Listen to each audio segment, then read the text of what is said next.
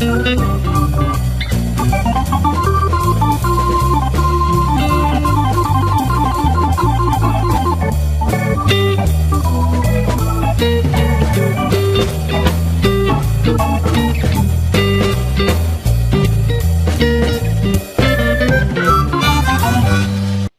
and gentlemen, welcome to the Darkstone Dossiers with your host, Anthony Darkstone.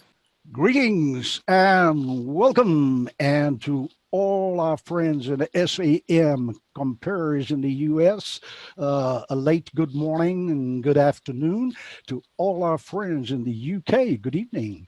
And to other people around the globe who are with us, good night, I guess. I don't know. And maybe even good morning to those watching from Japan.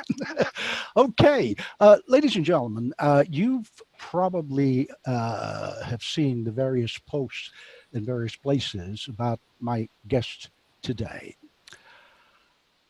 I could take the entire show just telling you how wonderful and great he is, but I'm going to let him do that as we go through the show. But the best way of doing that is to just run a little clip to give you a small, minuscule idea of the genius of my guest. So Joel, if you'd be kind enough, please run the clip.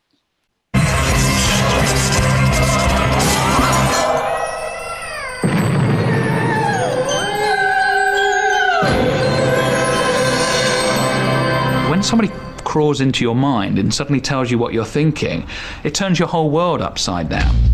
Hi, I'm Marc. I'm going to amaze you. I'm going to read your mind. Can I stop you? Have you got 2 minutes?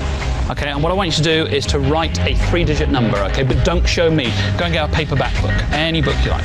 You can't actually see, there's no pinholes or anything like that. I just pick anything. Yeah? None of us can see. I'm going to look away. Mentalism is basically doing magic tricks with a mental flavour.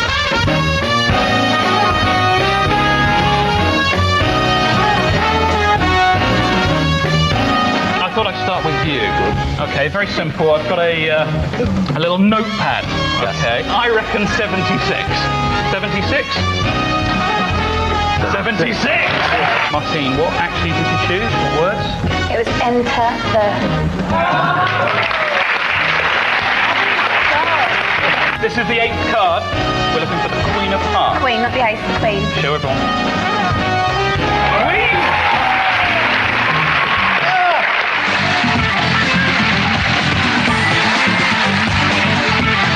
Ladies and gentlemen, Marc Paul!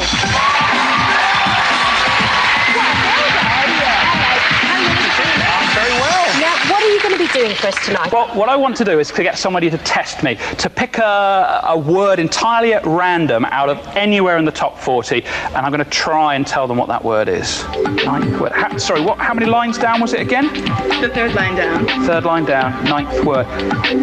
This is, yeah, I got it. Saturday, the word Saturday. Cha-ching! Is that right? Think about the 1st digit, 2nd digit, 3rd digit. Think about the 1st word. Think about the 1st word. Okay. 1st word, just excellent. Okay. I'm going to go with that. 1. There's a 1. Yes? Yeah, that's right. And another 1? Yes. 2nd word. That's excellent. I've written something down, and it ends with 4.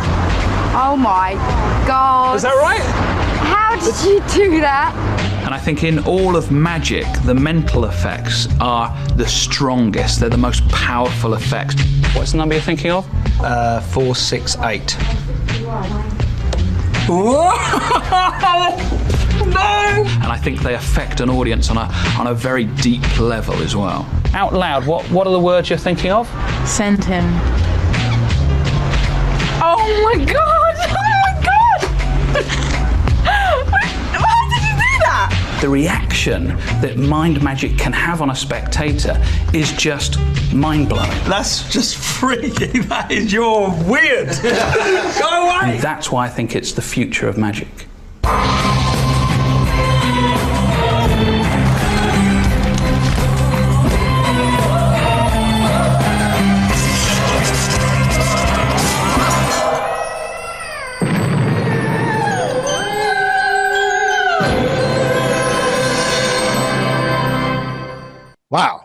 In my post, I wrote that I'm blessed and honored to count amongst my very good and close friends a number of top mentalists in the world. But I also added, whenever I want to feel like a layperson, there's only one person for me. Ladies and gentlemen, Mr. Marc Paul. Hey, Nice Marc. to see you, Anthony. How are you? Thank I'm you for good. having me. I've just got a question for you, though. Who was that young guy in the video clip? I mean, you know, who was he? That's got to be from, I don't know, that's about possibly 15 years ago, something like that. So, yeah, thanks for digging that up. That used to be my old promo video. Right. It was snippets of different TV programs that I put together. So well done for digging it up from somewhere. Well, thank you.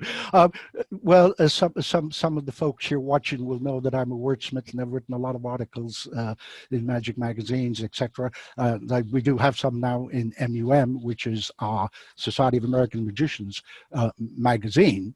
And before we talk about your good self, Marc, I want to briefly introduce you and indeed other people watching, especially our fellow members from the Magic Circle, to Dr. Joel Batman Zazutsky again. I'm not sure, I can't remember if I did it. I was so blown away watching your clip. Did I introduce you already, Joel? No, but I'm still here. I'm You're still here. Oh, well, that's okay. Oh, don't worry. Yeah. Glad to be here, though, folks. Yeah. I've always described Joel as the incoming president, but he's got a better way, because last night he described himself as the almost president. And the reason he's almost the president is because he takes office at the Society of American Magicians on the 1st of July. I am beyond thrilled because I'm a huge fan. You know, that's it. I'll say it out loud publicly, and I have. Of this remarkable gentleman called Marc Paul, who we'll cut to again. Yes, let's go back to Marc. There you are, Marc. Thanks for having me, Anthony. Nice to see you again. No, not at all. Before we start, I want to clear something up, Marc. Okay. And that is, I've just said to everybody how I rate you as the best mentalist in the world, but I in your understand. opinion. No, hey, you know, yeah, of course, my opinion counts. No. Well, no, not just in my opinion. You were voted the best mind reader in LA. That was a long time. That was a long time ago as well. Yeah, that by was some 1999. That was the World Magic Awards. yeah, long time ago. But great still, you know. Yeah, so see, it's not just my opinion. But I understand in your household, which consists, if I'm correct, of about a dozen different pets. Is that right? A dozen different. Sorry. Pets. You have different pets in your home. Yes. We've recently had a bereavement. One of our pet rats died. But no, we've still got a lot of pets. Yeah, we've got dogs. We have fish. We have rats. We have hamsters, we have Siberian hamsters, we have a Rankin's dragon, mustn't forget him. So, and we had South American grey tree frog until recently as well. So yes, our house is full of pets.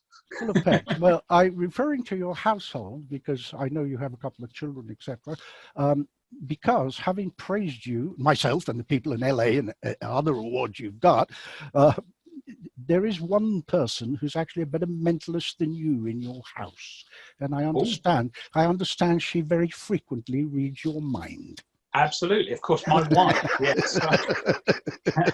don't all wives do that? Yes, it's an innate ability. Yeah, and they never sell the instructions. Yeah, you can't buy it anywhere. Yeah. Well, you've had your own 16-episode TV series. You've been on a lot of TV, the BBC, many times. You've actually instructed people on the art of mentalism. And earlier on, we were talking about superheroes like Batman and Iron Man. And it would be remiss of me if I did not mention that you were often referred to as the real-life Professor Charles Xavier from the X-Men. What's the story behind that? Well, that was quite interesting. I've always been a fan of, of science fiction, sci-fi. I mean, I grew up on Star Wars and of course, all of that. I've loved movies all my life. And I was really quite honored to be this. I watched the X-Men movie. And in fact, my son was quite into the X-Men at one time. And no, it was really unusual. I got a phone call via my agent, and it was via a PR company. And a PR company needed a mind reader because they were doing live events. They were sort of like pop-up events all over London of the X-Men. So this was to promote X-Men First Class.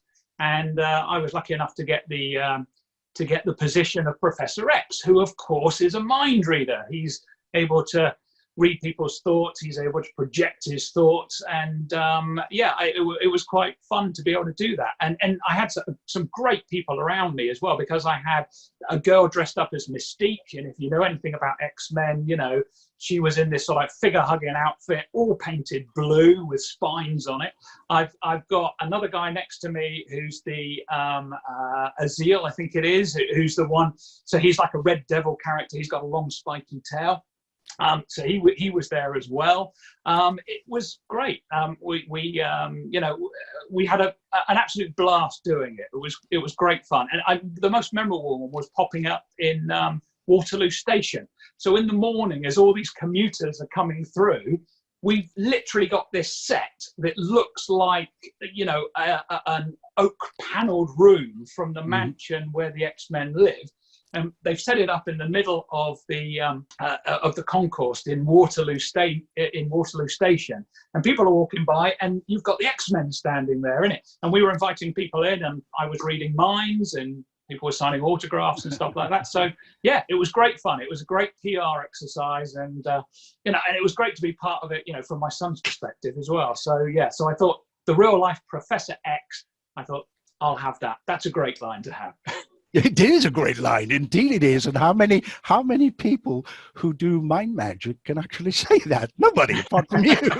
Seriously, So wow, how cool is that? I think I just want to very quickly add for all our friends and members, etc., who joined us from the States. In case you don't know, Waterloo Station in London is a fairly important station. There are about two. It's like Time Station in New York. It's right.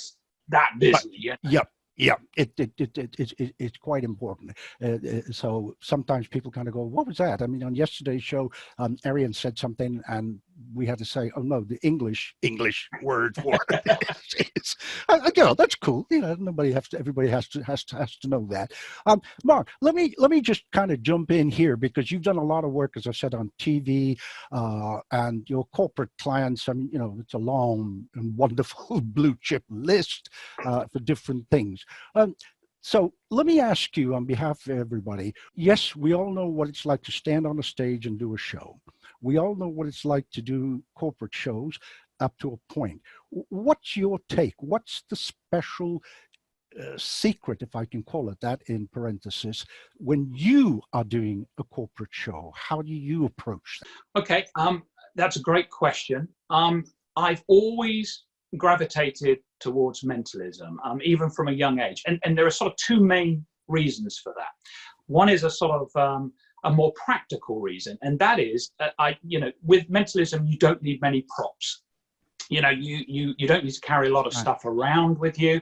And I recognize from quite an early stage that, if you're going to have a really practical corporate set, sometimes you just don't know the environment that you're going to be involved in. You can turn up and it could literally be, a meter square in a corner. You could be in the middle of a dance floor. You really don't know what the room is going to be like. So having a set where you don't have to carry a lot of material, having pretty much everything in your pocket, maybe just having a large pad of paper and a marker pen and walking out into whatever space you find yourself in was very practical. The second reason is I've always leaned towards impossibility. I think as magicians, our first goal should always be to amaze our audiences. For me, I've never been a funny patter performer. I mean, I grew up, of course, watching Paul Daniels, Wayne Dobson on television. They're great performers. They have that repartee with people. You know, Daniels would ask someone what their job was, and then there would be like 3 gags that would happen straight away after that. And I wasn't that person. I'm not sort of naturally funny. I can't tell jokes very well.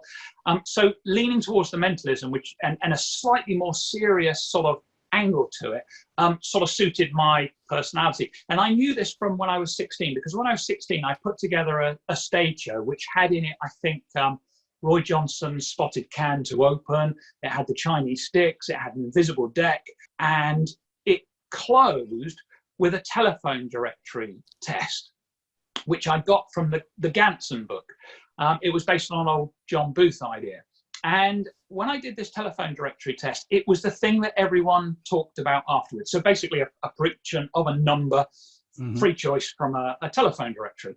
And that was the thing everyone remembered. And that stuck with me. So as I progressed through my 20s, of course, I got into close-up and so on. But I also realized I wanted to do more stand-up, and I thought, well, what's going to suit me? I remember the impact of the mentalism. I know my own personality, so I leant in that direction. And I think that's always there with me. When I stand out on stage, I want to deliver amazement. I think mentalism is a great vehicle to do that.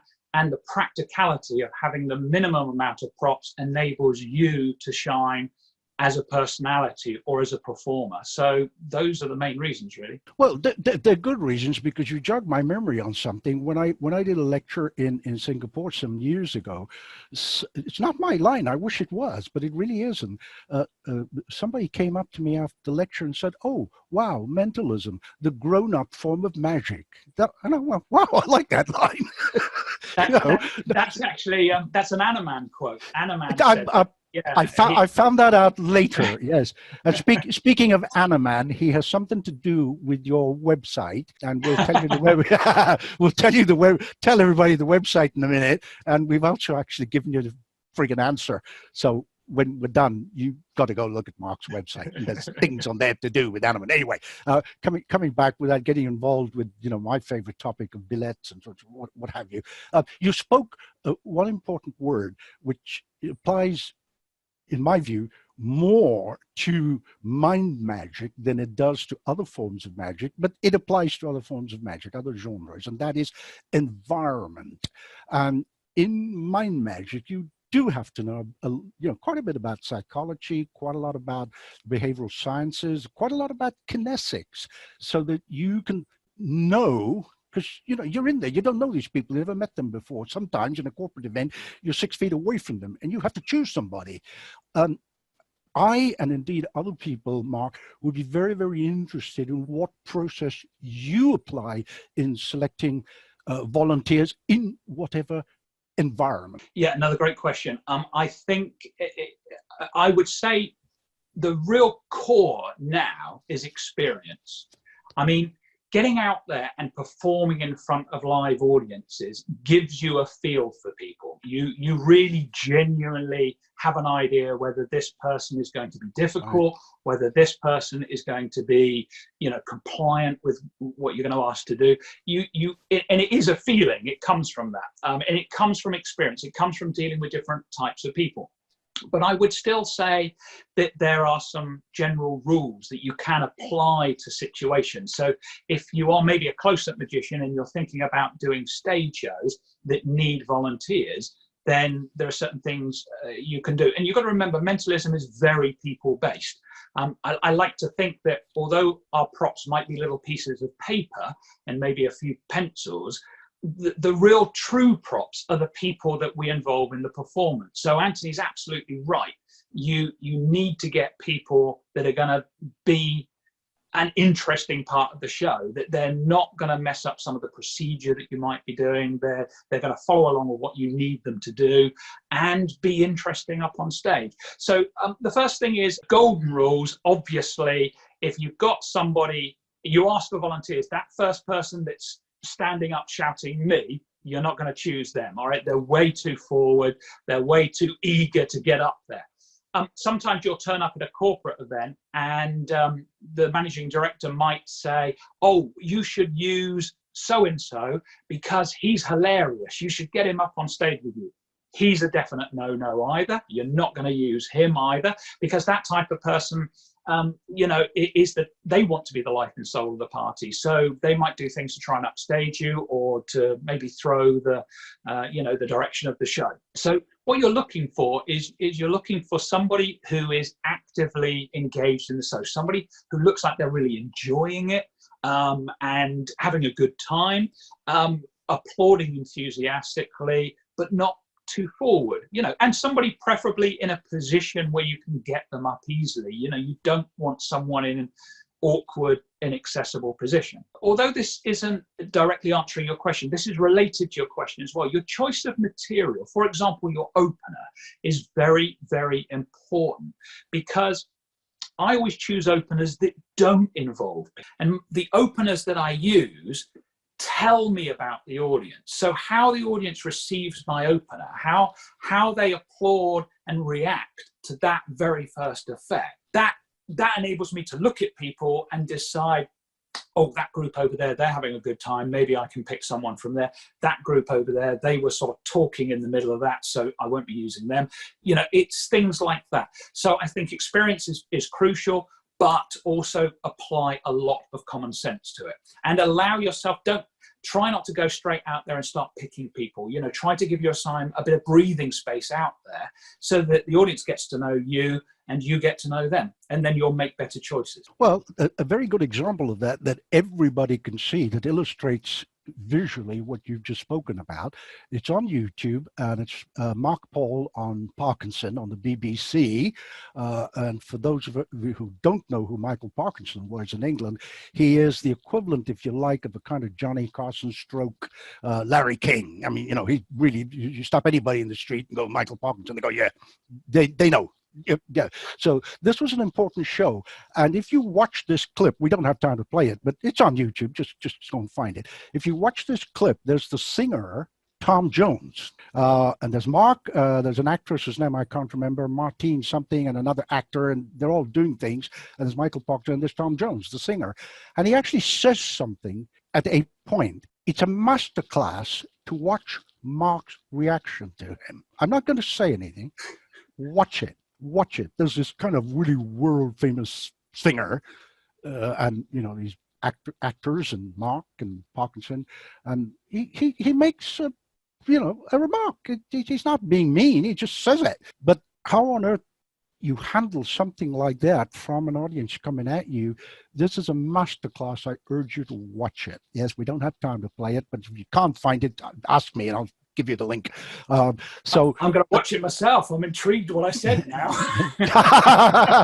You're a mind magician. What are you? Why are you supposed to remember things? I think I know what you're referring to. I think I know, but yeah, exactly. It was live television. There's a studio audience, and this is Tom Jones, not just somebody you pick from the audience. He's already there as a guest, and the handling of that really explains in some detail what Mark was just, it shows visually what Mark was just talking about, which brings me neatly to the other thing I wanted to chat with you about, Mark, and you mentioned it in different words, and that is mental agility, because I know you love math and you were very good at math, but mental agility, I think, is vital for anybody who does mind magic. Would you agree? Yeah, absolutely. I mean, mentalism, you talked about Anna Mann saying, that mentalism is a, sort of pure form of magic, or an adult version of magic. And I think the other fascination with mentalism is that there are so many genuine skills in there. The obvious one is the mnemonic techniques, being able to do, to remember information. I've taught mnemonics to my kids. It is a useful life skill to have.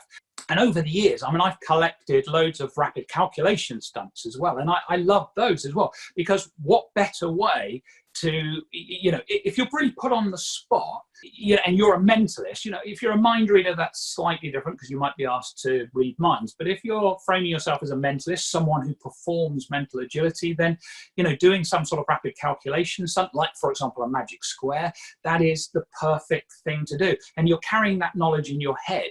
It doesn't involve any real props. You can just grab a pen and paper from sort of anywhere and do that type of thing. Doing the memory, performance, if you've got 10 people and they just all call out an object, and you can remember each object and which person called it out, and then they mix themselves up and you can still remember which object from which person, or you can call them backwards, or all of that stuff.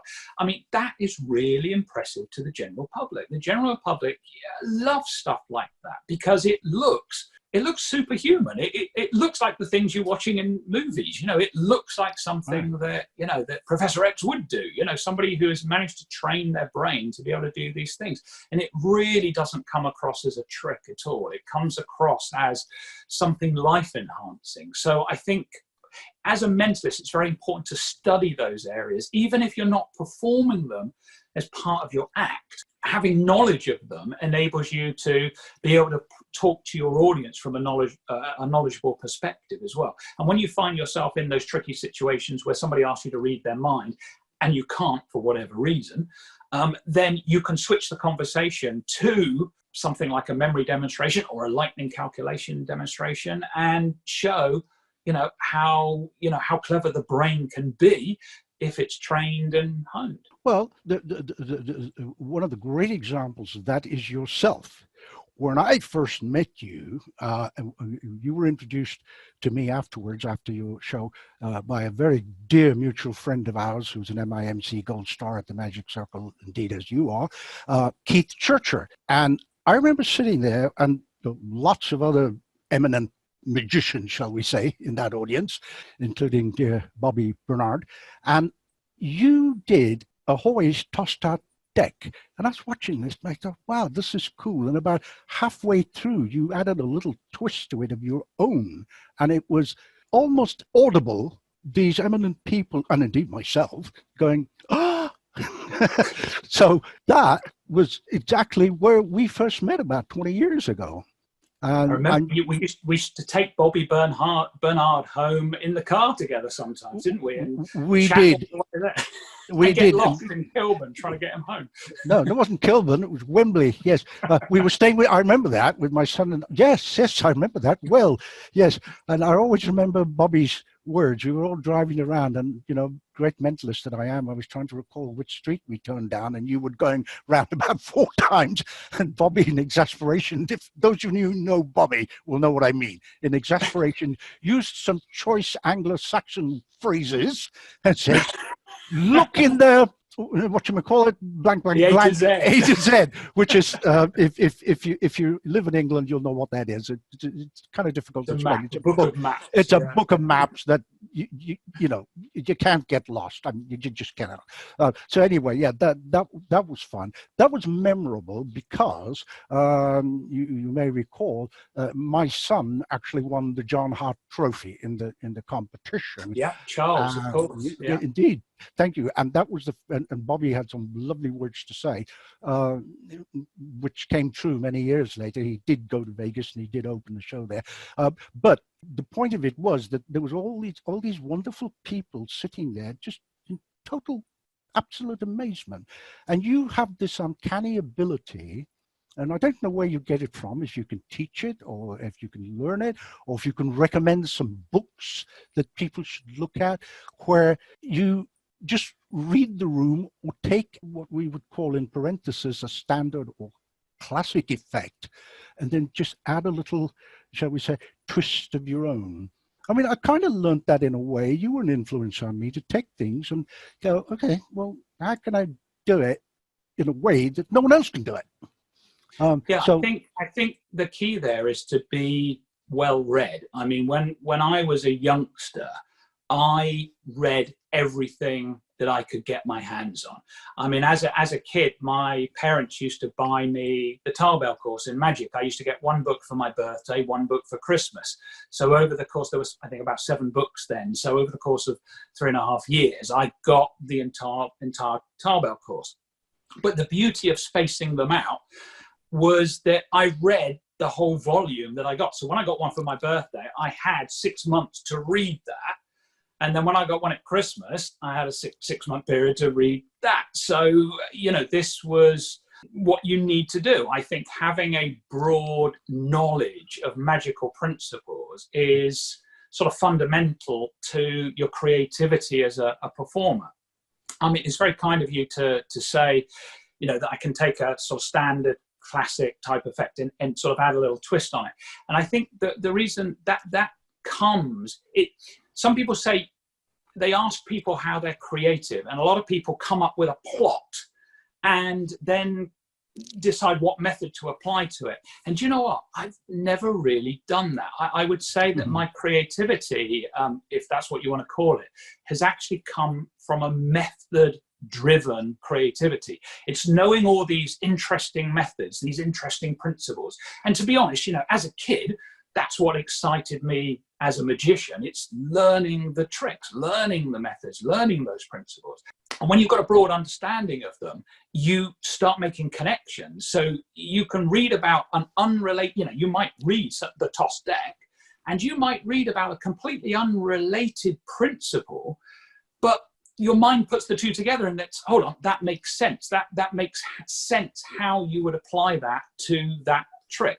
And a lot of the effects that I've come up with over the years, the plots are actually still classic plots, because I think it's actually really quite hard to invent a brand new plot. I mean, some people can do that. I mean, if you look at Darren Brown and Andy Nyman, they've created some tremendous plots. Right. Fundamentally, I think for myself, I'm intrigued by methods. I'm intrigued by how methods can overlap and combine. I mean, one of my favorite techniques is, and it's something I think that's very underused in the world of magic, and that is moving the method out of the timeline of the trick that you're performing. So for example, if you've got a sequence of tricks, the method for trick number 2 can be accomplished while you're doing trick number 1. Interesting. Things like that. So you move where the moment of the trick is happening, and I think that can be a very deceptive technique as well. So I mean, it's something to think about with your own routines. That's more about routining and stage management and things like that. But it also makes a cohesive show. It brings the show together, rather than it being performing trick 1, performing trick 2, performing trick 3.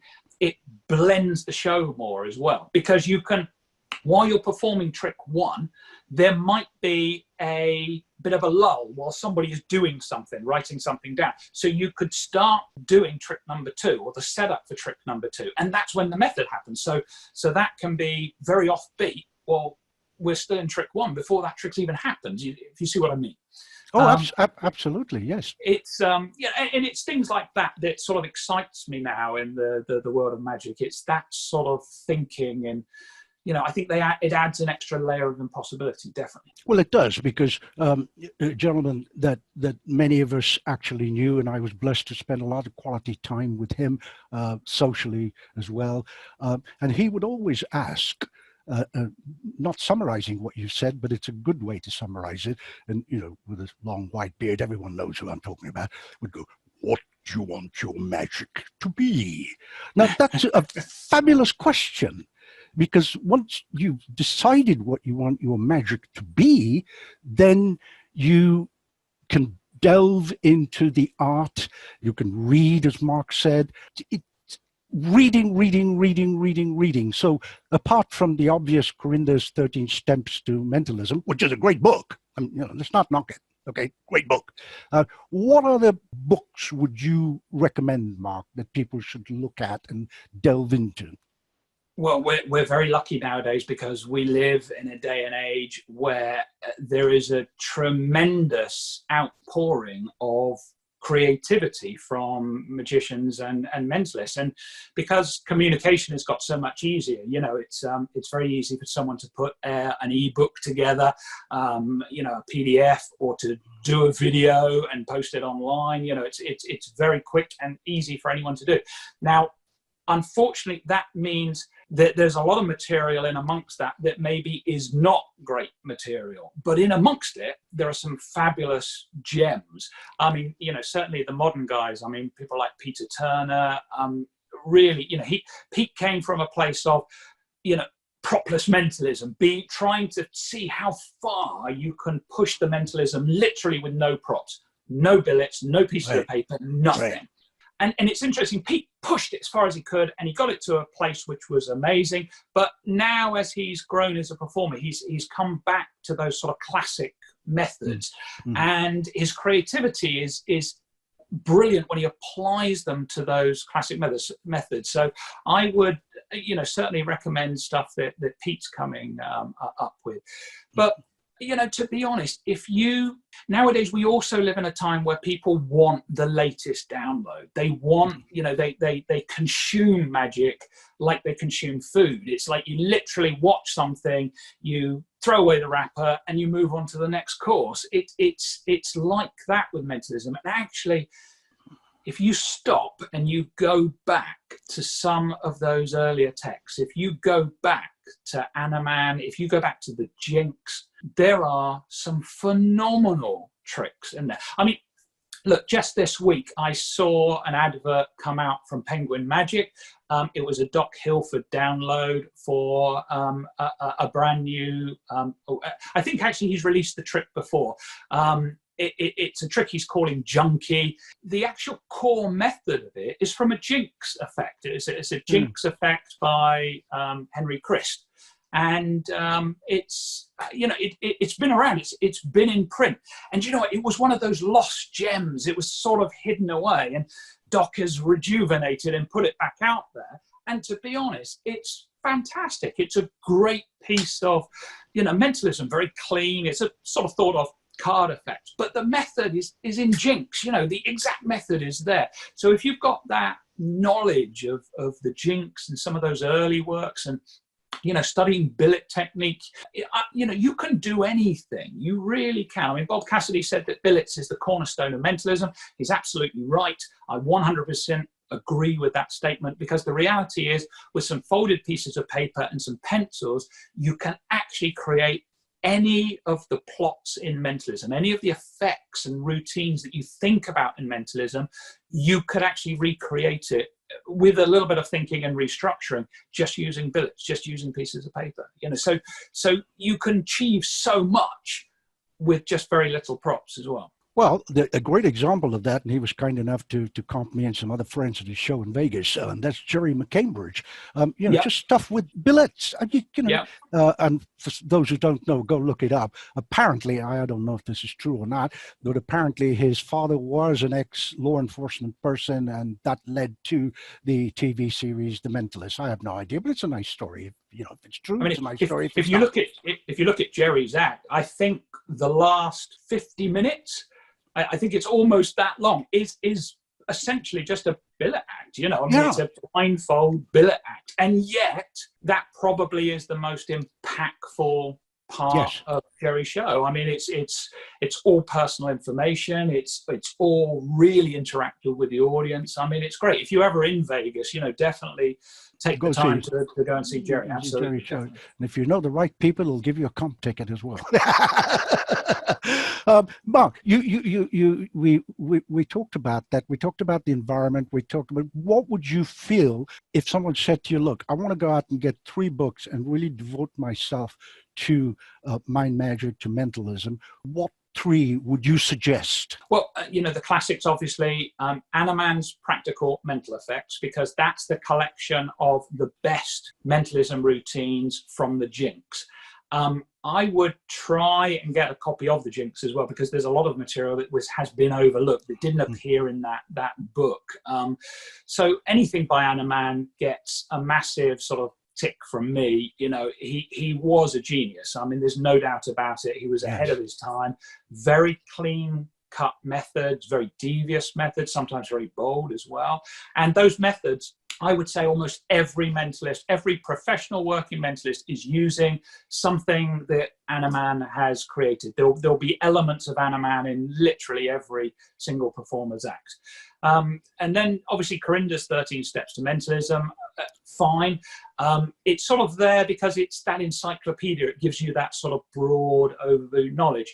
And those are the sort of classic recommendations. But I would add to that as a third book, I would add David Berglass's Mind, Myth and Magic. So that's a more modern book. And the reason I would add that in is because of David's thinking. You know, it's not necessarily about the tricks in there. There are some fantastic tricks in there. Of course, there are tricks that David has made his living from all his life in that book. But I think if you read between the lines, if you get into that material, you'll understand more about what David tried to achieve with his career and you know, successfully did achieve with his career. And that's the creating of a character, of a mystery man, of a legend in a way. And I think that is why I would recommend that book, because mentalism is so about the performer. So the first two books give you material, but the third book is really about, you know, the David Berglass Mind, Myth and Magic book is about developing that character and that mystique and creating that persona, that gravitas on stage, you know, and having that identity that makes you a true man of mystery. I think T.A. Waters did something of a similar title, if my memory serves. He did, yes. T.A. Waters had Mind, Myth and Magic as well. It's a fantastic book as well. If you gave me a fourth choice, I'd probably add that in. It's encyclopedic in knowledge. In fact, I have it. It's sitting on the floor by my desk just here, but it's literally that thick. And there's some things in it that you, as a performer, I look at them and go, that's just an idea. I don't think he ever performed that. I think it's just an idea. But then there are other things you can look, actually he performed that. You can tell, you know. So some are more honed than others. So again, it is a great book as well. Indeed, the David Berglass that Marc has just referred to. If you don't know who he is, I would strongly suggest you look it up. He's around 90-ish, I think, at the moment. He was recently awarded an OBE, which is, you know, quite a big deal from. It was actually an MBE. An MBE. Oh, I beg your pardon. Member of the British Empire. I've been listing him as an OBE. I bring him up because. As this is an SAM show, we have our publication called MUM, which stands for Magic, Unity and Might. Every month, the August issue, I'm reliably informed, will have the logo of the Magic Circle on the cover and be surrounded by 12 eminent people from different parts of the world who are members of the Magic Circle. And one of them is Mr. Berglass. There's no way we could write about him. I don't know him well enough to write about him, so I did an introduction. I approached somebody else, a mutual friend of ours, to write some words, who knew him fairly intimately and, you know, spent a lot of time with him, etc. So don't miss your issue of August MUM. I mean, it's going to be one of those you want to keep somewhere.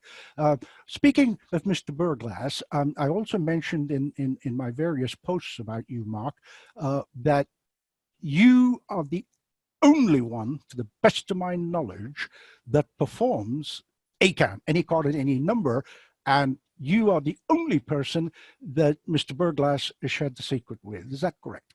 Well, it's nice of you to think that I'm that unique. It's not entirely true. Okay. I mean, I've spent a lot of time with David over the years. I mean, I was first introduced to him, I think, way back in 1988 when I started working for Marvin's Magic. And David, obviously as Marvin's son, was there at the opening of the stand that I was opening, which I think was in Harrods. It might have been Hamleys where I met him, but it was one of those two.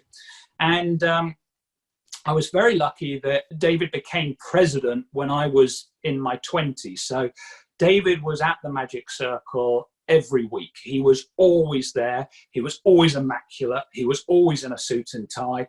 You know, he really did look the part of the president of the Magic Circle. And he was a wonderful president, always accessible, which meant that I spent a lot of time with him and was able to, you know, chat to him a lot.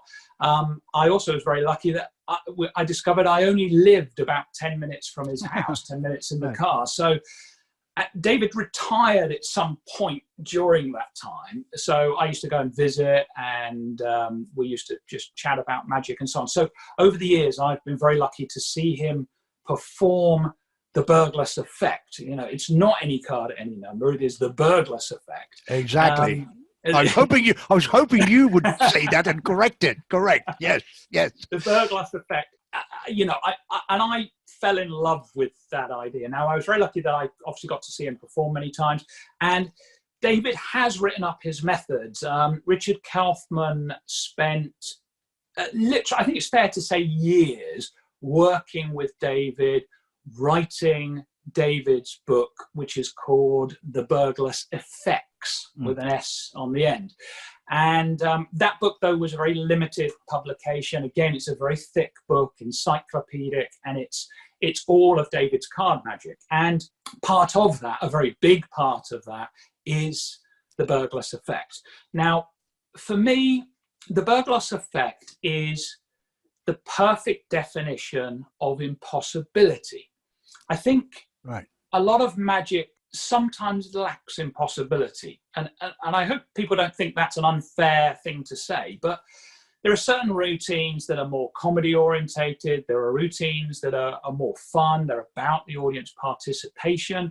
You know, sometimes the impact of a routine is not necessarily as I personally would wish for a routine. You know, I'm looking for astonishment. I'm looking for something amazing. And sometimes some of the effects that I might read about, they don't tick that box for me. They're not astonishing. They're not impossible enough. And the burglars effect is the definition of impossibility for me. It's actually plausible impossibility as well. So obviously, it's a coincidence effect. That's what it is. Somebody calls out any card, somebody calls out any number, and when you count down to that number, that card is at that position. That's what it is. But what David, and of course, any card at any number, that effect is written up in like one paragraph in the back of the Encyclopedia of Card Magic by, you know, Hugh Gordon Brow. I mean, it's just, you know, I mean, it's just, there is sort of no method. We all sort of know what that is. But you see, what David added substantially to that was the levels of impossibility. The fact that this is any card, any number between 1 and 52, free choices, and a third person, not the performer, counts down to that number. The performer does not touch the cards. At least that's what it appears to be to the audience. And when the audience goes away and that criteria is in their head, that it was any card, any number, and no one touched the cards, it is impossible. It's a plausible impossibility because, well, maybe just by chance it was there, but it is a really unlikely event. For me, I think, let me give you another example.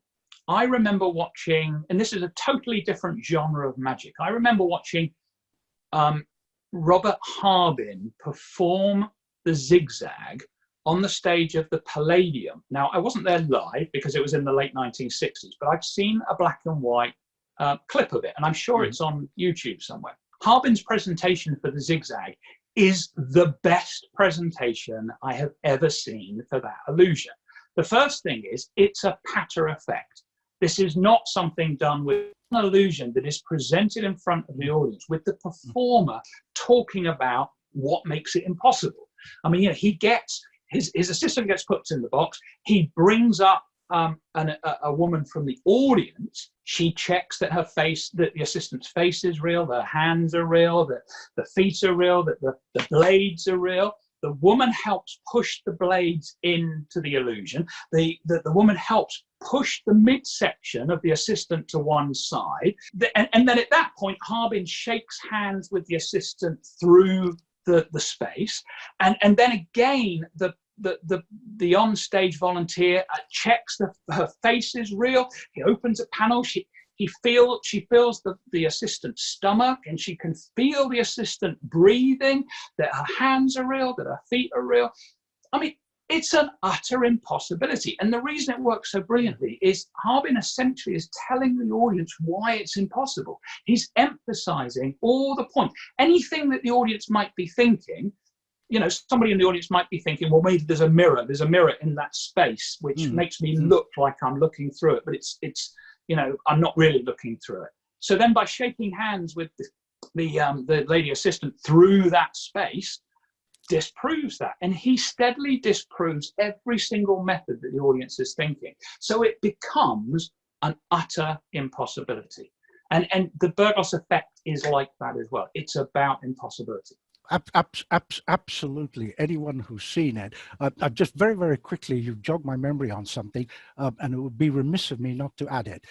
Situation, FISM 2000. Stan Allen is there with John Mooring, and they've got this table, lots of Magic magazines piled up. The July issue, because that's when FISM was, has a picture of John Rockabarmer.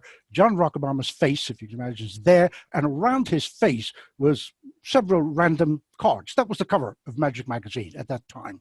Mr. Burglass comes up, shakes hands with everybody, says hello, and then says to somebody, do you happen to have a deck of cards? Because he was a very, how can I put it, the epitome of a gentleman. I think you will agree, Mark. Yes, very. Yes, absolutely. And he loved borrowing decks of cards as well. You know, just borrow the card, get 4 or 5 decks up. You know, and he sort of looked at it and turned to someone else. Would you please? I can't do it, but you know, would you please shuffle those? And it's very elegant and very gentlemanly. It's the only way I can describe it. And they did, and he then took them back and then just proceeded to deal them onto the table. Not nonchalantly, not arrogantly, just very gently, you know, just graciously is the word I'm looking for. And they matched all the cards on the cover. If you know who John Rockabarmer is and what John doesn't know about playing cards, I can tell you, apart from John Mooring, well, he's gone now, Stan Allen and a few other people, and I happened to be standing there at the time, John Rockabarmer's face was literally, this is John Rockabarmer, you know, watching a card effect. So, which brings us neatly to, I believe you have a card effect in mind. Oh, that yes, you would like I do. Share with us. Okay, I'll do it now. Yeah, all right. Listen, we live obviously in very strange times, and there is this sort of little. I'm always amazed by my fellow performers' ability to adapt to situations and their ingenuity at coming up with ways of being able to earn money. You know, and these Zoom shows that you see people doing, I mean, it's incredible. It's incredible. Now, I can't see myself ever performing a Zoom show, but the intellectual exercise of putting together a Zoom show, I think is fantastic. And I think, you know, if you're going to do it, your Zoom effects really are going to fit into 3 basic categories. They're going to be effects where you're performing something and your audience is responding. So for example, you're asking someone to name a number, and somebody on Zoom can obviously interact and name a number, for example. So there's those type of effects where the audience is going to be involved, but it's literally just verbally. The second type of effect is obviously just a visual effect. Any visual magic, you know, Bill Palmer was here with cups and balls. You know, if you were doing cups and balls visually, you know, and the audience just watches it, literally passively watches it, and like any great visual magic. And then the third type of effect is the interactive types, you know, the effect where maybe the magic actually happens for them in their own home. And those are the sort of ones I think that fascinate me. As Anthony said earlier, I've been a massive fan of mathematics and mathematical principles, and I love card tricks that sort of seem to be inexplicable, but there's some sort of core method going on underneath. So this week for the intellectual challenge, have created for you a interactive Zoom card trick. Okay, so you will need a deck of 52 playing cards. Sorry to interrupt, Mark. Apologies, but I think it's fair to say this has never been done anywhere before. No, this has never been performed anywhere. I've never performed this, and it's been created specifically for this event on this day, okay? And you'll see why in a moment. So hopefully you'll have a pack of 52 cards. Anthony, have you got a deck of 52 cards? Absolutely, yes. You've got a deck of 52 cards, okay? Shuffle them up. That's without the jokers, right? That's without the jokers, yes. Jokers, So give them a good shuffle. Yes. Any particular kind of shuffle or just a couple of cuts? It really doesn't matter. Yeah, try not just to a couple drop of them on the floor. That's the problem. Right. Okay. Right. You've got a deck of cards. You know, obviously, I cannot know where any particular card is in your pack of 52. All right. So correct. Basically, think of a number. Let's say between 1 and 20. Think of a number between 1 and 20. Okay. Do not say what that number is. Just get it in your head. That's going to be your special number. And what I want you to do is to, first of all, deal off that number of cards onto the table. So if you were thinking of the number 7. Sorry, Mark. It's dreadful to interrupt in the way I've done, but you know, I'm kind of watching a little bit of the other people, and I think I ought to say this is not just for me. This is for everyone can do everyone watching. Everybody can do this. So apologies. If you've got a deck of cards, get a deck of cards now, right, and you can do this. I'll do it on you now. So I'll do this on everybody who's watching. So anybody's nearby, I'll give you 10 seconds or so to get a deck of cards from somewhere nearby, and then we'll start doing the trick with you, whoever you might be, wherever. Right. Okay. So hopefully everyone's got one. So 52 cards, no jokers. You're thinking of a number between 1 and 20. And what I want you to do is to deal that number of cards into a pile on the table. So if you were thinking, for example, of the number 7, you would deal 7 cards into a pile on the table. But keep that number to yourself, keep your dealing silent, and just do that. So when you've got that number, leave them in a pile. And what I want you to do now is to deal a second pile of that number of cards. So if you were thinking of 7, you'd deal a second pile of 7. So do a second pile with the same number in it. I'll give you just a couple of seconds to do that. So all of you now should have 2 packets of cards on the table and this packet left in your hand. Now, sorry, Mark, to interrupt. The 2 piles on the table, the second pile, I just want to get this right.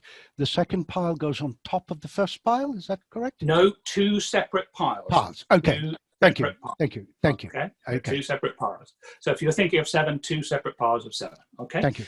Now, this is the important point. You now have a deck of cards that is not 52 cards. You have a deck of cards that I could not know how many cards are in it. True? True. And ask yourself that question. That is a true statement, because you're thinking of a random number between 1 and 20. You've dealt 2 piles of that number onto the table, and you're left with a number of cards that I could not possibly know. Correct. Bear that in mind as we go through this. You might well think that this is some sort of mathematical trick, but remember, I do not know how many cards you have here. All right. So the important thing is give these cards a little shuffle, a little mix. And when you're happy with that, I want you to look at and remember the top card. All right. The top card of the packet in your hand. All right. Say it to yourself in your head 3 times. Do not forget it. Say it to yourself in your head 3 times. Okay, remember that card. Now pick up one of your 2 piles that you have on the table, one of your 2 piles, just one of them, and pick them up, pick one pile up and put it on top of your chosen card. Any pile? Any pile, just one of those piles, put it on top. Right. Okay. So when you've done that, we're now going to make this unique to this event.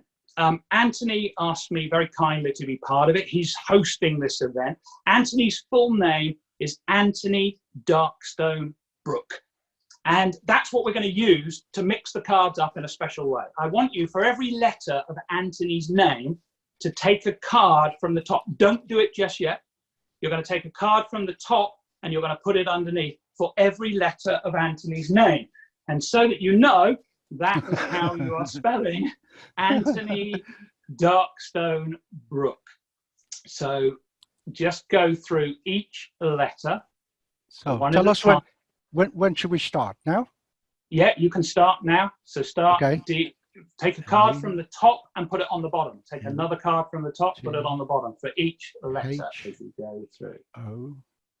N Y If we wait for Anthony, I'm sure the rest of D you will do. A R K S T O N E, and finally B R O O and K. That's it. Perfect. Yep. Remind yourself in your head the card you're thinking of. Just remind yourself. Okay. Yep. I'm going to find all of your cards. Today is the 6th of June, 2020. All right. That's the day that Anthony chose to put this out. So Anthony chose this event to happen on this day. Correct. So that packet of cards that you have in your hand, I want you to deal 6 cards onto the table for the 6th day of June. So deal 6 onto the table. When you've done that, deal on top of it 6 more cards for June, 6 months. Done. And we live in obviously 2020, and I want you to deal 20 more cards onto that pile on the table. 14, 15, 16, 17, 18, 19, and 20. Done it. Put your finger on that 20th card. The last card you dealt, put your finger on top of it. Got it. Make a wish, and if your wish is going to come true, the card under your finger, that top card, should be the card you're thinking of. What the? Wednesday, Thursday, Friday. Oh, man, I'll tell you. Let us know if it worked for you, okay? Yeah, it worked for me. I don't know about the rest of you guys. Yeah, it worked for me. They're all. I'm getting tons of thumbs up. Whoa! It worked. Whoa. I've got people saying it worked. Yes, yes. Yeah, yes. Tons of them. Tons of them. Yes, I have a request to make, Mr. Paul. Yes, can I be a priest in your new religion? I'll collect all the money from the temple. Yes, I will. Wow. Aren't you glad you came? You can go and tell everybody what happened. And here's the sad part. He doesn't like me anymore. You can tell people what happened to you. So many people have done it. I'm so thrilled that so many people did it. Wow. That's just like, yeah, you can go tell people what you did and they're going to go, nah, it never happened. So the important thing to remember, is you started with a deck of cards that I did not know the number of cards in it. That's the key to making this seem impossible. Remember, I was talking about sort of making things, emphasizing impossibility and building up impossibility. For this, we all know it's a mathematical card trick. But if your audience believes the truth you're stating, and it is a truth, that there's a deck of cards, and I can't know the number on that makes this much more inexplicable. It becomes much more impossible to rework. So there you go. My gift to you all. You can all figure that out. Thank you so much. And as the old saying in showbiz goes, follow that. And the short answer is I can't. So let's throw the floor open. We have some time left.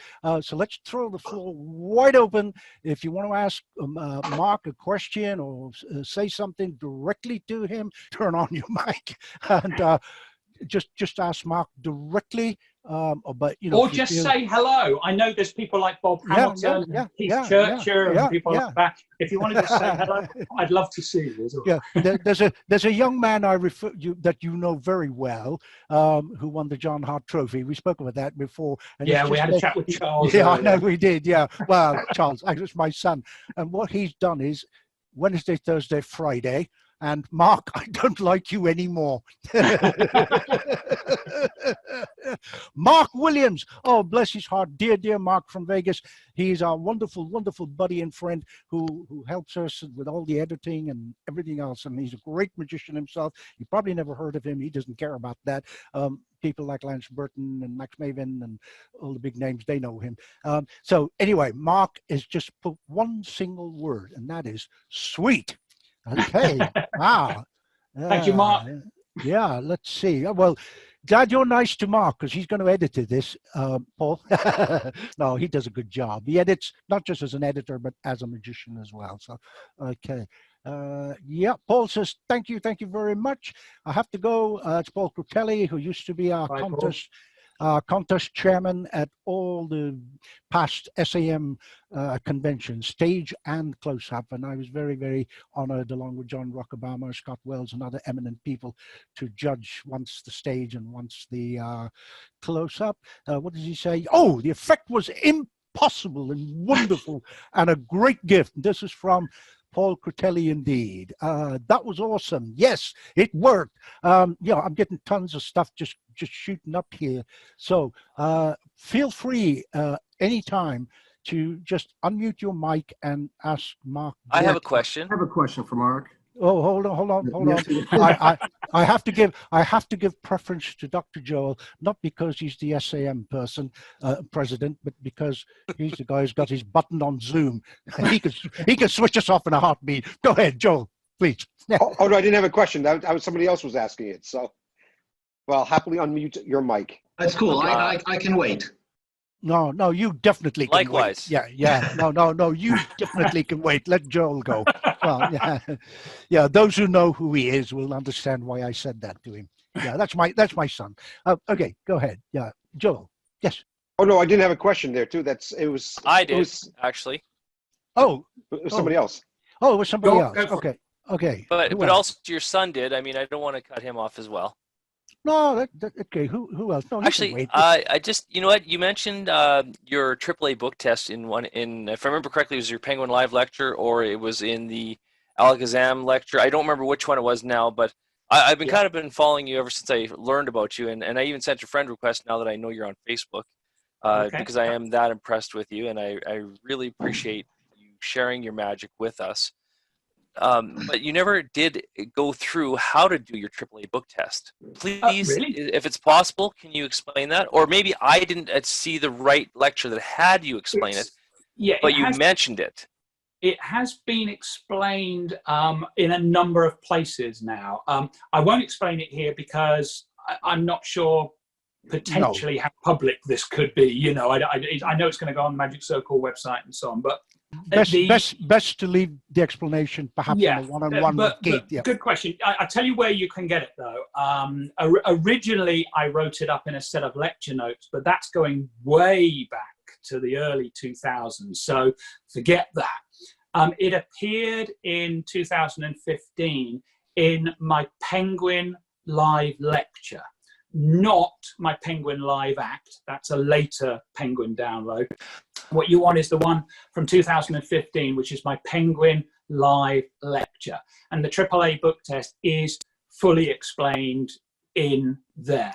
But just recently, I did a project with Peter Turner for Illusionist. And if you go to Illusionist and you type in AAA book test, there is a download that is just the AAA book test. And obviously the full handling is explained in there, but what is brilliant in there are Pete Turner's additions to the AAA book test. Because when I did the AAA book test, when I originally was performing it, it was the first word on the page. So the spectator was looking at the first word on the page and you could read their mind. Pete has changed that. So it appears that the spectator is thinking of any word on the page. And there's also a great Mark Spellman subtlety that I've also been using over the years, where it really is genuinely any word on the page. One is the first word on the page, and actually they can then think of any word. So it doesn't even have to be in a book. So, which is a great Spellman subtlety. And that's on the Illusionist download of the AAA book test. And that only came out a few weeks ago. So those are sort of two main places. Now, I probably mentioned it in my Alakazam course, the Axe course, but it's because it's been out there for so many years, I may not have explained it on there. I'm trying to remember. There was over 9 hours of material on those on those videos, so I can't remember exactly whether I performed it or not. I may not have. I think I did maybe my latest version of it, which is a coincidence effect. So the spectator thinks of a word, and then I think of a word, and then we say the words at the same time, and it's a coincidence effect. We both have the same word, so it's like a verbal reveal rather than doing a written reveal. But those are the places you can get it. Your choice, really. Have a look around. But it is quite well known as well. It's been out there a few years now. Well, glad I to have the live. I watched the live online, the live act. But the live act. It's Yeah. not in the live act. The live act is just it is a full act of mentalism, put together and structured for a corporate or a cruise ship audience. So the AAA book test is not in that. The AAA book test is really, it's not something maybe you would put in a formal show, because its power is in its impromptu nature. It is any book, any time, any place. So somebody hands you a book that you've never seen before, you can do a book test with them with the knowledge of the AAA book test. So its power is in its immediacy, being able to do it there and then. Because there are great book tests out there, like obviously Mother of All book tests and things like that are better as stage effects. But if you want an impromptu book test, then the AAA it's a good one. It does work very well. Well, it's good to see you here, Keith, because you're welcome. Keith is from Canada. Thanks for your question. Yeah, Keith is from Canada and a member of our SAM International Assembly. And we have some wonderful people who are in that assembly, including the editor of MUM as well, would you believe? Yes, and we actually have some members from that assembly here with us. So if there's anybody from the Magic Circle who's interested, get in touch with me and I'll explain it to you. And you can be a member of the SAM and all the benefits that brings, not just the International Assembly. And the links between the two organizations, not just today, but have been for decades. At every SAM convention, if I remember rightly, it was Chris Pratt and then somebody else who would have Michael Bailey. They would have a cocktail reception at the SAM, and just, the Magic Circle hosts. So there's a lot, as I mentioned earlier, there's going to be a special issue in August as well, devoted to many notables. We couldn't put all the notables in, but many of them, some great names. So look out for that one. Any more questions or? Yeah, I have a question for Mark. Hello. Sure. Hi, Go this ahead. is Matt Groudon in Huntsville, Alabama. And you had Nice to see you. Fantastic. Thank you for tuning in. Yeah, you had talked about earlier some situations where you may not be able to perform mentalism, so you might do a lightning calculation or mnemonic situation. But do you have some close-up mentalism effects that you do keep on you to use in an impromptu situation so that you're prepared to perform something? So do you know what? I actually don't.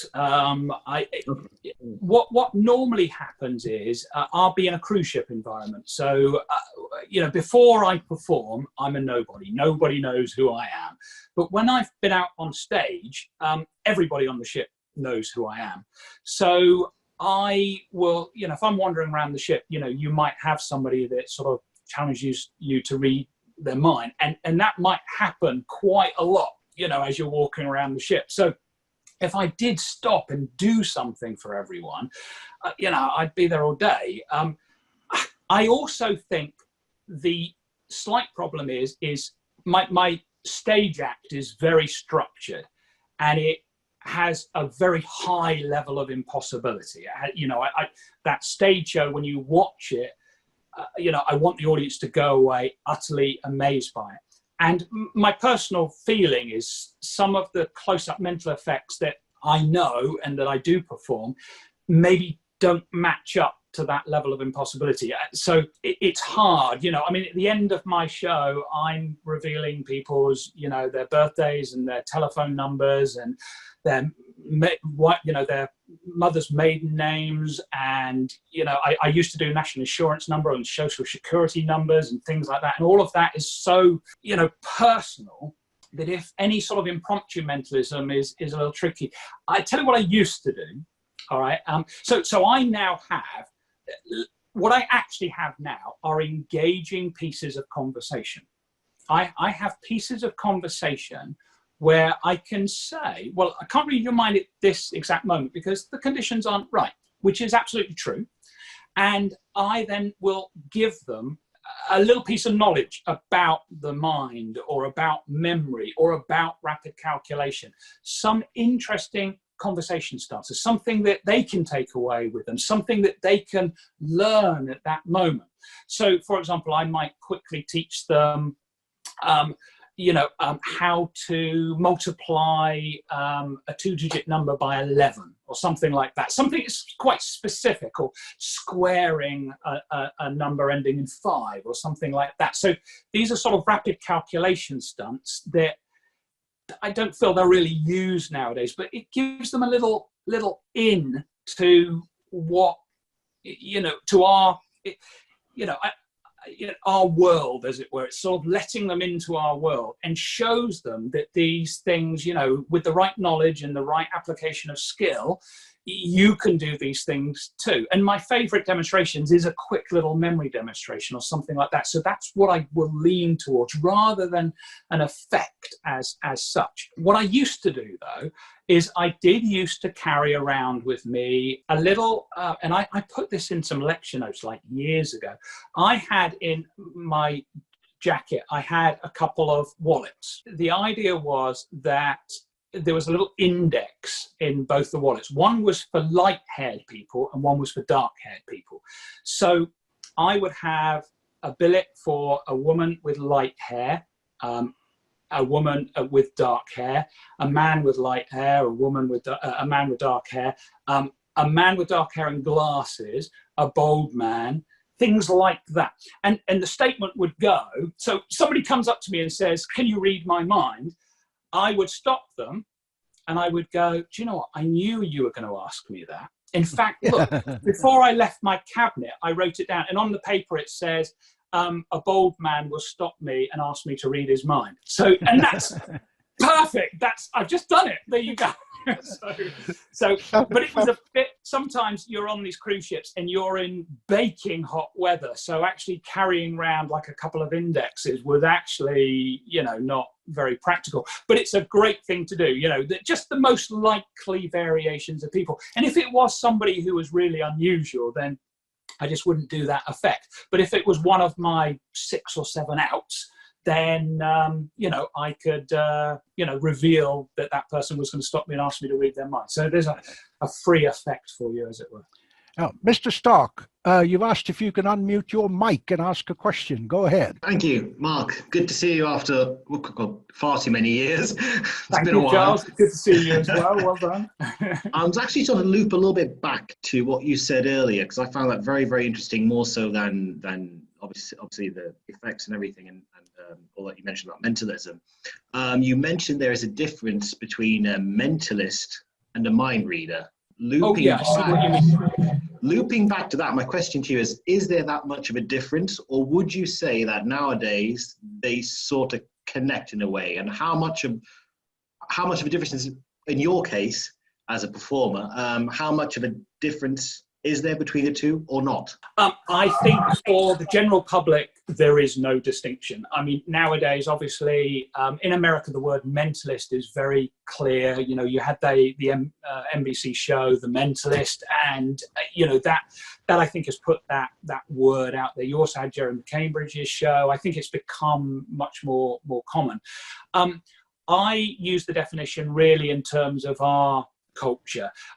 I have always described myself as a mind reader, and my number one show on a cruise ship is just that. It is mind reading effects. There's no prediction effects or influencing effects or anything else like that. It's just mind reading. And for a British audience, calling yourself a mind reader is, a more immediate term. It's a more noted, it's a more obvious term to use. When I mentioned it earlier, what I meant was a mentalist. If you call yourself a mentalist, I think you're going to be adding rapid calculation stunts and memory stunts and influencing effects and predictions and even metal bending, and all of those effects come into it if you call yourself a mentalist. If you call yourself a mind reader, Marc Paul mind reader, I think it would be very hard for me to walk out on stage and bend a spoon. That, to me, that's not what a mind reader does. So it's really an internal definition of what I do personally, rather than applying it to the whole sort of world of mentalism. So I think I've toyed with the idea of putting an act together and calling myself a mental juggler and doing a sort of number act or rapid calculation or memory or whatever, because I think it can come across like that to an audience. If it's high speed and it's fast and you're doing stuff in your head, calculations and remembering things and stuff like that, I think that could be quite a fun way of doing it. But yeah, for terms of definitions, really, I'm just talking about a mind reader being somebody who reads minds. I think that's a clearer definition, and that's what you should deliver if that's what you're calling yourself. Cool. Thank you. Gentlemen, you're welcome, Mr. Stark. There's a gentleman here called Stu, S-T-U. I have a couple of questions also, so please would you unmute your mic and ask them. Hello, Stu. How are you doing? Thank you. Yeah, fine. I have two questions. One about your act. Do you try to convince people that you really are reading minds, or do you just claim in some way so they know it's an act? Great. Yeah, great question. I think that's a personal choice that you have to make as a performer. How far are you going to sort of take this?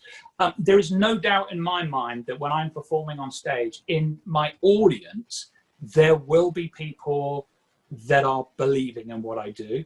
And there will also be people that are not believing in what I do. My job really is not to change anyone's opinion.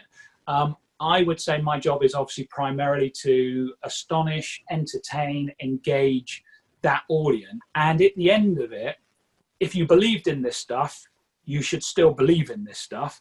And if you didn't, you should still not believe in it. I think that's my own sort of personal view on it.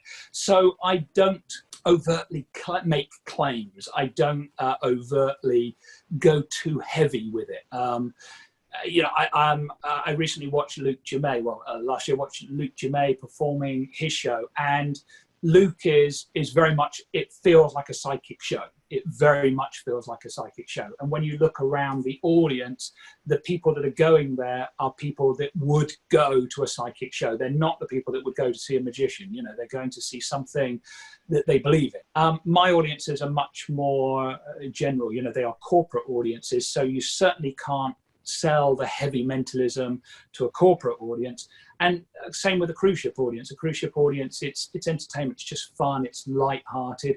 So yes, I want the astonishment and the amazement, but I don't want it to be too heavy. The other question I had, if you can just give us a good idea of where we can purchase your material, or what you feel is the best of your material. Yeah, if you go to, I think there are two places. If you go to Penguin Magic, and if you just type in Marc Paul, Marc with a C, M-A-R-C, Paul, there are two downloads that you'll see there, which is my Penguin live lecture, which is about 4 hours of material. And there's a mixture of material. There is some close-up mentalism, there's stage mentalism, there's impromptu stuff, there's corporate stuff, a whole range, stuff with cards, stuff without cards. If you're into close-up mentalism, the most practical thing there, I would say, is the AAA phone mystery, which is an anytime, any place piece of mentalism, and it just uses a couple of business cards and pencils. It resets from table to table, and just carrying a stack of business cards and some pencils in your pocket, you can do some really strong mind reading. And it's based on Anneman's telephone drama. It's a reworking of Anneman's telephone drama. And the problem with Anneman's telephone drama is you had to remember a telephone number at one point. And if you're just looking at some information and you have to remember an 11-digit number, that's going to be quite tough. So with my method, you can still do that. The information is delivered to you. You're aware of that information. You don't have to remember anything. It just happens automatically. So if you're into close-up stuff, that's a good resource. There's also my Penguin Live act, which is a full act. It's a full 45-minute act, and I talk about the structure and why I put it together in that order. But that is a stand-up set that could be used, say, in a corporate environment. And then the final resource, if you go to Alakazam Magic, which is alakazammagic.co.uk, and again you type in Marc Paul, there's a couple of things that will come up. The main thing there is a downloadable DVD, downloadable video, which is a course in mentalism, of my mentalism, and it's almost 9 hours long. So it was filmed over 2 days, and it's 9 hours of my material. Talking about billet effects, talking about the corporate world, trade shows, and loads of effects for all of those markets. So that's an overview. So thank you for your interest. Yeah, Bob Hanlon, our colleague at the Magic Circle, has actually mentioned that. Yeah, he's mentioned that about Alakazam and the DVD, but he also says, I have a question for Marc too. So Bob, whenever you're ready, go ahead, please. I think you may have already answered this, Marc. Hi. You're not a big fan of people doing mentalism if they're booked in a table hopping environment. Is that correct? Well, yes, for me personally, that is correct. For me personally, I have never felt that mentalism in that environment gets the impact that it gets on stage. You can't match the impact of a mentalism act on stage with a 7-minute to 10-minute set at a table when it's noisy, people are distracted, you're getting interrupted by the Toastmaster, where there's so many things going on. Of course you can perform mentalism in that environment. Of course you can. And I'm sure that you can get good reactions within that environment. I just feel I've maybe been a bit spoilt, because once you've been on stage and once you're standing in front of an audience and you have their full attention, and you can take them on that journey with you for the next 45, 50 minutes or even an hour, you achieve so much more than you can just at that short spot at a table in a noisy, distracting environment. That's all. That's my main point with it. Of course, do mentalism in that environment. There are some potential potholes as well. I did find that when I was doing sort of table hopping mentalism, things like billets, and people writing on them, sometimes in dim lights and that environment, you simply can't read it. It's just not, the environment isn't right. Once again, we come back to environment. It's about looking at that environment and thinking, well, what material works best for this scenario? And I would look at it and think, well, no, billets are out, this is out. So, and even doing something like a book test, say the AAA book test, in that environment, you've got the problem the other way. The spectator might not be able to read the word on the page, and therefore they might read it. And here we just had a little bit of a jam. Me personally, he's back. Okay, it was not working. Yeah, I think I would definitely go along with that, because I think my genre of magic and the character that I use. It's one of those strange things when you're doing, for want of a better word, magic of the mind, or one of a better phrase, to be able to create that fourth wall on the stage, to lend that impossibility that Marc was saying. I feel, as Marc does, and indeed several other people and my mentors, one of whom was dear Pat Page, some of you older guys will know who he is, that if you're doing that at a table, however fun it might be to reveal the name of their dog or cat or parrot, that fourth wall element of impossibility is not there.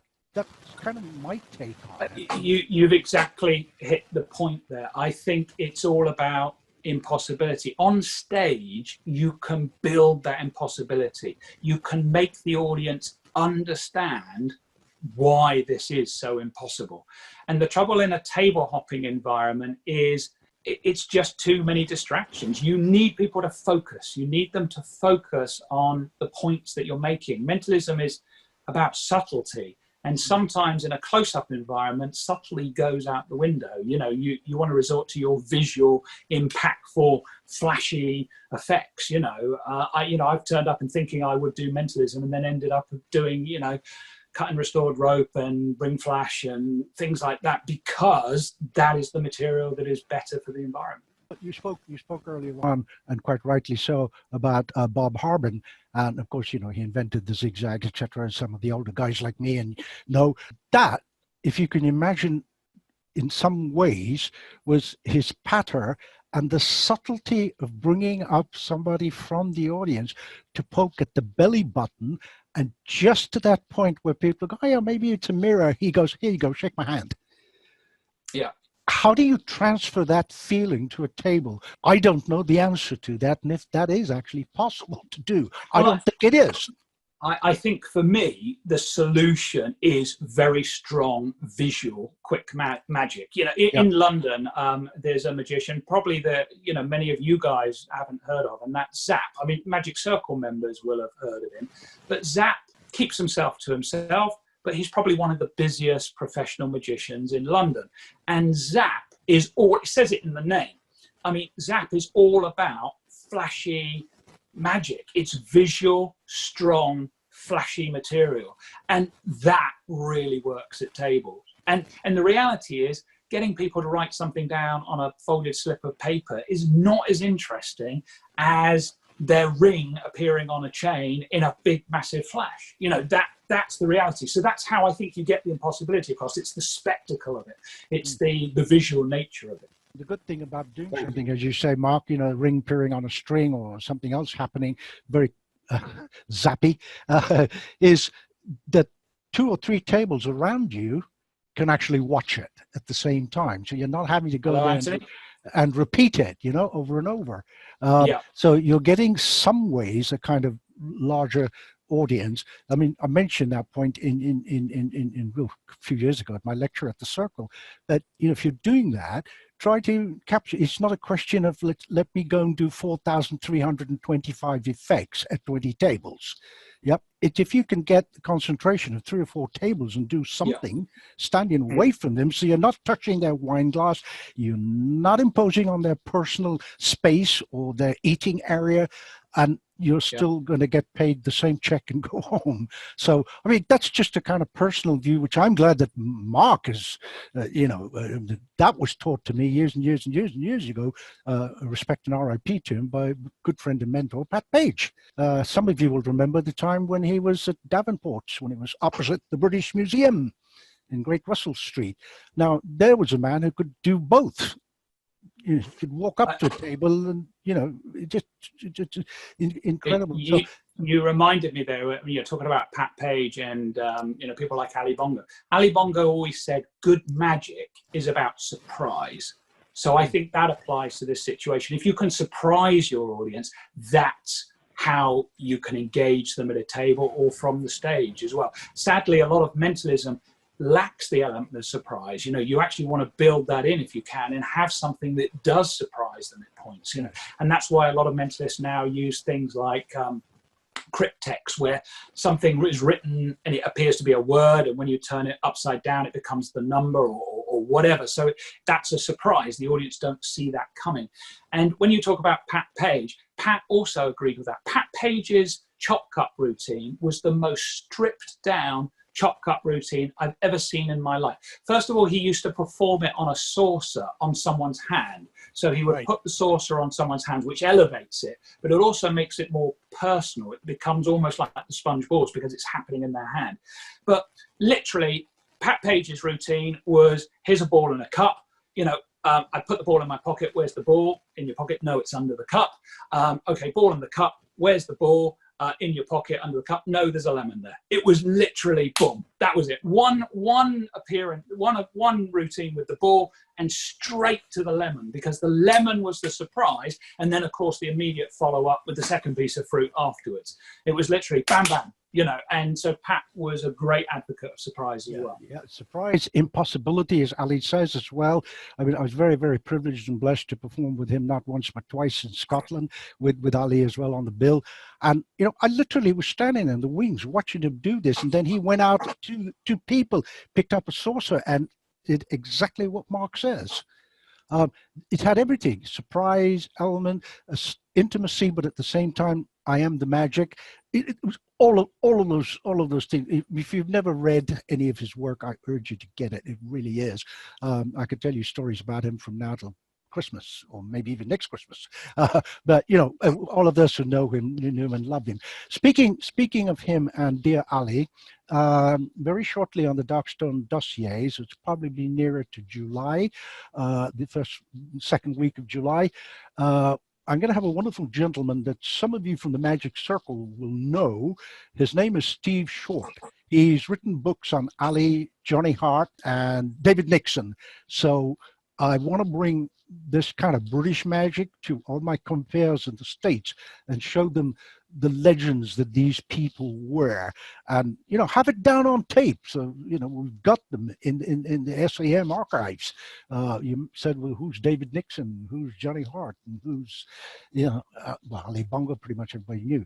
But these are the people that we're going to be talking about, and the structure of the shows and TVs. But anyway, I'll put up posts and send you information, as will Joel, in good time. That'll probably happen sometime in July, because we have on the 27th we have another show coming up, and I'd love you all to come and join, and that's called the SAM International Stars of Magic, and that will feature members from SAM International Assembly, and the International Assembly really is international, from Morocco, Holland, I'm trying to remember, Norway, Malaysia, I mean, there's different parts. So we're putting that together, and it's a free show, so just look out for the posts, and obviously we would love to invite all our friends and fellow members, of course, from the Magic Circle to attend those.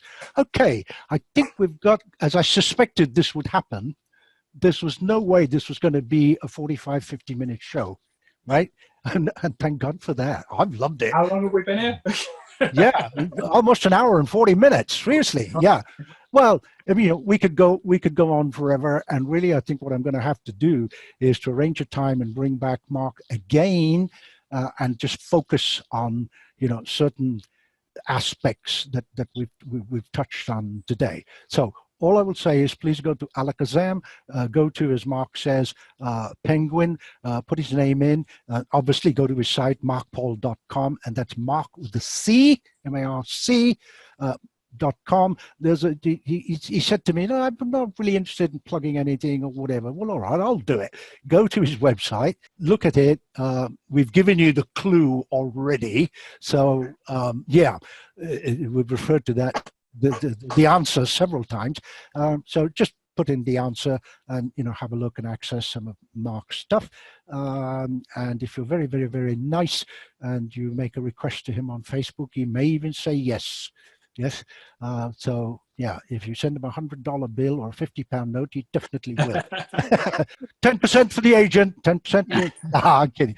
Look, we've come to that time. I don't know about the rest of you guys and gals that were here. I've loved it, but I'm biased. I'm biased. What can I say? I've told you. I've said it publicly. This is the one guy that makes me feel like a layperson. Seriously, right? And I love it. I love it. I'm biased, and just remains for me to say a huge thank you to Dr. Joel Zaritsky, who will be in July our new SAM president, because he does all the things about Zoom and links and everything else. And of course, to everybody for attending.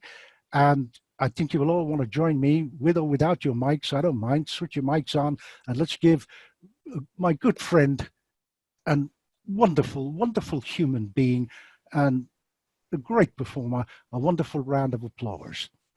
To Marc Paul. Thank you very much, everyone. Thank you for tuning in. It's very kind of you to come and watch. And yeah, all stay safe. And thanks again. Thanks, Anthony, for having me as well. My honor and pleasure. And just as soon as we have the footage edited and put up and so on, I'll get the links out, and we will put them on the SAM pages, the Magic Circle pages, etc. Okay, so if you want to watch them again, they're there for you. So thank you all for attending. I wish you a pleasant rest of the weekend and a great week. Thank you so much.